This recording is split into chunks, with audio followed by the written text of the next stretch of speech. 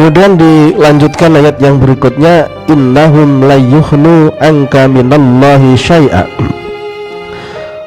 Allah memberikan alasan agar kita tidak agar Nabi Muhammad tidak mengikuti kemauan para pembesar Quraisy, agar kita punya prinsip yang kuat dalam memegang teguh agama yang kita yakini kebenarannya.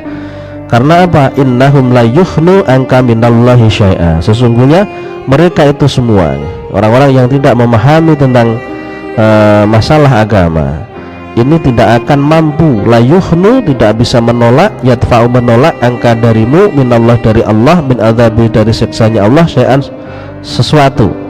Jadi mereka semua itu tidak bisa menyelamatkan kamu, sama sekali tidak bisa menyelamatkan kamu dari siksaannya Allah. Andaikan kamu mengikuti kemauan mereka, mengikuti keinginan mereka, innaka law milta ala dyanihim al-batilah wa taba'ta ahwa'ahum surta mustahiqqan lil adzabi. Jika kamu mengikuti kemauan mereka, mengikuti keinginan mereka untuk kembali kepada apa yang mereka yakini, maka kamu akan mendapatkan siksaan. Fahum la yaqdiruna ala daf'i adzabillah minka. Mereka semua tidak mampu untuk menolak, tidak mampu menyelamatkan kamu dari siksaannya Allah Subhanahu wa ta'ala. Jadi Allah menjelaskan bahwa andaikan kamu mengikuti mereka semua, kamu tidak akan bisa diselamatkan mereka. Mereka tidak bisa memberikan pertolongan kepada kamu. Walaupun mereka orang yang kaya raya, pangkatnya tinggi, hebat-hebat semua, kalau sudah di hadapan Allah Subhanahu wa ta'ala, tidak ada kemampuan sama sekali yang mereka miliki, sehingga kalau kita harapkan bisa menyelamatkan, maka tidak akan terwujud apa harapan kita. Wa inna zalimina al-kafirina ba'duhum awliya'u ba'd wallahu waliyul muttaqin al-mu'minin. Sungguhnya orang-orang zalim, sebagian daripada mereka menjadi kekasih, menjadi penolong bagi sebagian yang lainnya. Karena memiliki satu pandangan, pandangan yang sama antara satu orang zalim dengan yang lainnya. Kezaliman bisa diartikan dengan orang yang melakukan kemaksiatan yang besar, itu melakukan dosa yang besar. Mereka saling menolong, saling membantu.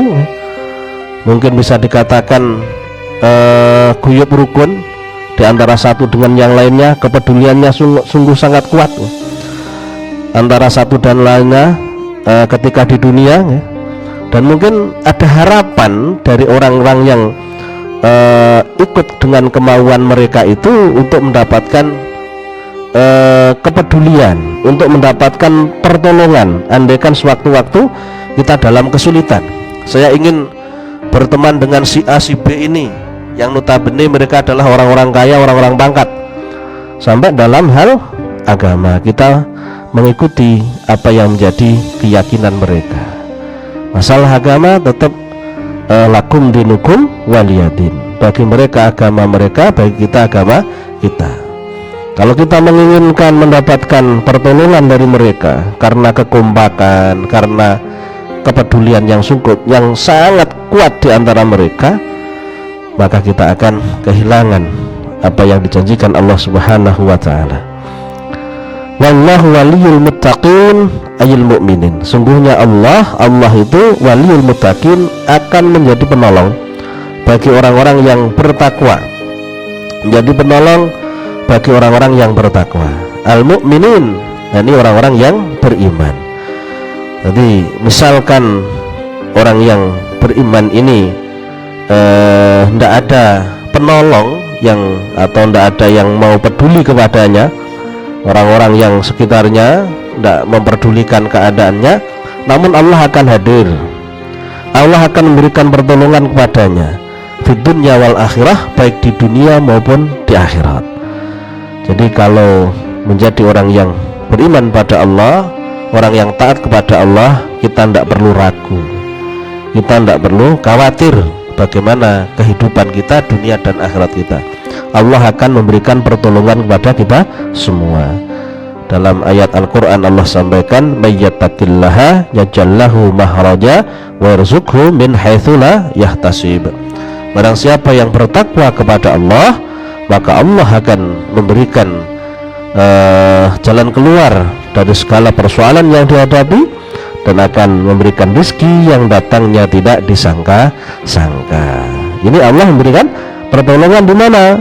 Di dunia Allah memberikan pertolongan, di akhirat pun Allah akan memberikan pertolongan kepada kita semua.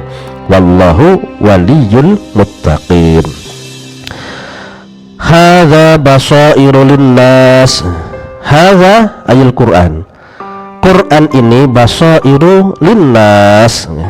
Basair diartikan dengan ma'alimu, tanda-tanda, yatabassaruna biha fil ahkam, di mana manusia itu mengetahui dengan tanda-tanda tersebut fil ahkam, dalam hal hukum wal hudud, dan dalam hal aturan-aturan.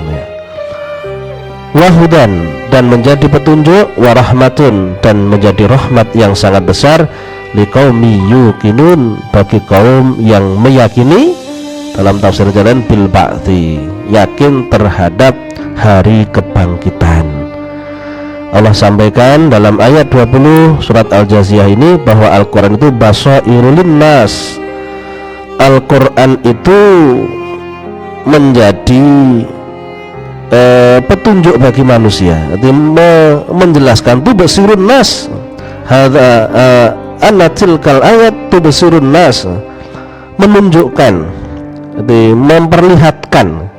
memperlihatkan kepada manusia, menunjukkan kepada manusia fil ahkam, dalam masalah hukum-hukum. Jadi bagaimana hukum yang harus kita jalankan, yang harus kita lakukan dalam kehidupan kita di dunia ini demi kebahagiaan kita di akhirat.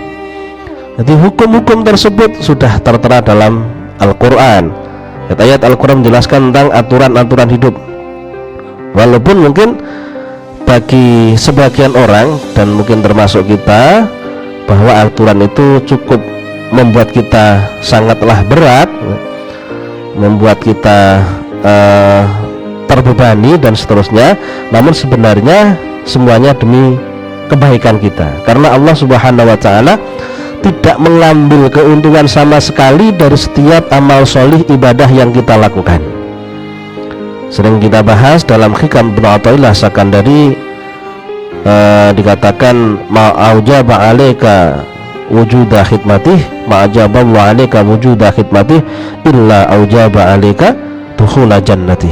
Tidaklah Allah mewajibkan kepadamu untuk berkhidmah kepadanya, untuk taat, bertakwa, menjalankan ibadah, beramal solih, kecuali Allah menginginkan kamu untuk memasukkan ke dalam surganya. Jadi Allah mau memerintahkan, memberikan perintah kepada kita untuk melakukan ibadah, amal solih, ketaatan, ketakwaan. Ini semata-mata Allah menginginkan kita untuk bisa masuk dalam surganya Allah. Siapa yang tidak ingin masuk surga? Semua dari kita pasti ingin masuk surga. Dan kita tidak ingin hanya berangan-angan untuk bisa mendapatkan surga. Kalau berangan-angan saja tidak akan bisa cukup, tidak akan bisa menjadikan kita masuk ke dalam surga. Kita harus melakukan amal. Bahkan dikatakan dalam satu ungkapan, orang yang berangan-angan masuk surga saja, tidak mau beramal, angan-angannya itu merupakan dambun, merupakan dosa. Diingin masuk surga namun untuk beramal soleh tidak mau, ibadah tidak mau. Ini namanya melecehkan surga. Seolah-olah surga itu gampang, bisa dimasuki semaunya sendiri, kayaknya miliknya mbahnya, miliknya siapa, seolah-olah kan seperti itu. Tidak mau jadi orang taat, tidak mau. Disuruh ibadah tidak mau, tapi inginnya masuk surga. Maka ini termasuk dzambun, merupakan dosa. Jadi tamani dukhulil jannah bila amalin dzambun, keinginan untuk masuk surga namun tidak mau beramal, tidak mau beribadah, merupakan perbuatan dosa. Al-Quran ini sebagai petunjuk, menunjukkan orang tentang hukum. Tidak boleh berzina, tidak boleh membunuh orang, tidak boleh berani sama orang tua, harus berbuat baik dengan sesama. Ini merupakan petunjuk-petunjuk dari Al-Quran. Dan ini harus kita amalkan semuanya. Apa yang disampaikan Allah dalam Al-Quran ini harus kita jalankan dalam kehidupan kita sehari-hari. Dikatakan dalam satu hadis, man ja'alal Qur'ana amamahu saqahu ilal jannah. Barang siapa yang menjadikan Quran sebagai imamnya, sebagai petunjuk jalannya, sebagai panutannya, akan menggiring, membawanya ke dalam surga. Man ja'alal Qur'ana wara'a dhahrihi wara'ahu aw khalfa dhahrihi saqahu ilan nar. Barang siapa yang menjadikan Al-Quran di belakangnya, ditinggalkan, tidak diikuti apa yang menjadi ajarannya, maka akan menyeretnya, membawanya ke dalam neraka. Maka Rasulullah SAW akhlaknya adalah Al-Quran. Ketika Siti Aisyah ditanya, bagaimana akhlaknya Rasul? Jawabnya Aisyah, khuluquhul Quran. Akhlaknya Nabi adalah Al-Quran. Al-Quran itu akhlaknya Nabi. Jadi apapun yang ada dalam Al-Quran itu semua dijalankan, dipraktekkan oleh baginda besar Muhammad SAW.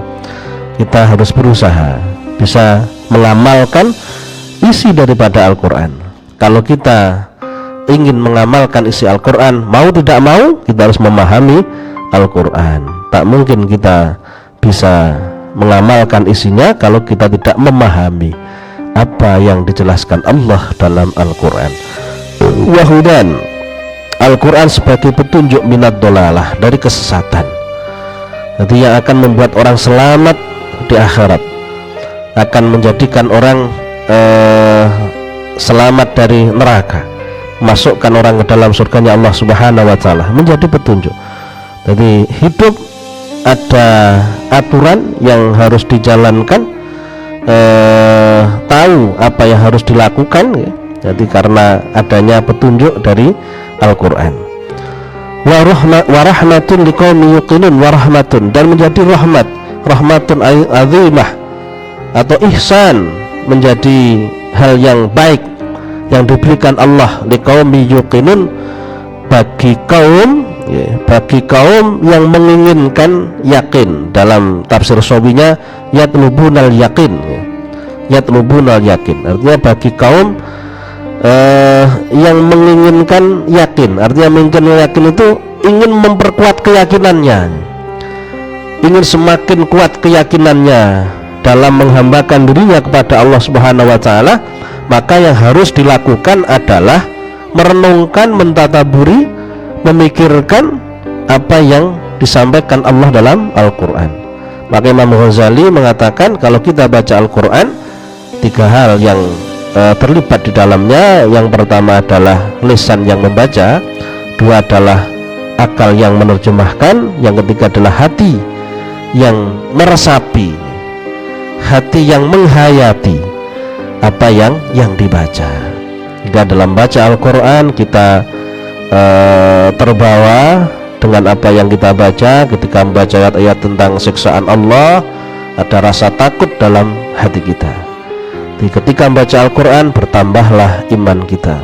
Wa idza tuliyat alaihim ayatuhu zadathum imana. Ketika dibaca ayat-ayat Al-Quran, maka bertambahlah keimanan karena merenungkan, karena memikirkan apa yang disampaikan Allah. Dan semua yang disampaikan Allah adalah hal yang benar, hal yang hak, yang harus kita imani.